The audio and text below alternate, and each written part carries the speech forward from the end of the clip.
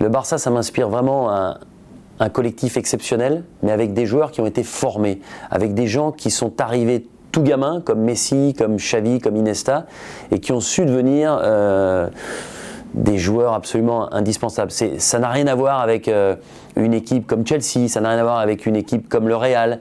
Je comparerais plus ça, toute proportion gardée, à Manchester United. C'est-à-dire qu'il y a une vraie formation à Barcelone. Il y a un vrai souci de faire monter des joueurs d'exception qu'on détecte très tôt. Et l'exemple le plus flagrant, le plus frappant, c'est incontestablement celui de Messi, qui pour moi aujourd'hui est de très loin le meilleur joueur du monde.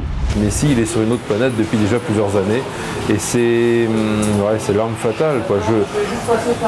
Non seulement, à mon sens, c'est sans doute le joueur le plus doué techniquement, individuellement capable de faire les choses et d'avoir les inspirations les plus incroyables, mais c'est quelqu'un qui ne se contente pas de faire basculer un match à lui tout seul, c'est quelqu'un qui ne se contente pas de faire les différences tout seul, c'est quelqu'un qui en plus sait faire jouer les autres.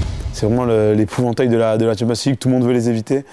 Et puis surtout, ils développent un football assez exceptionnel.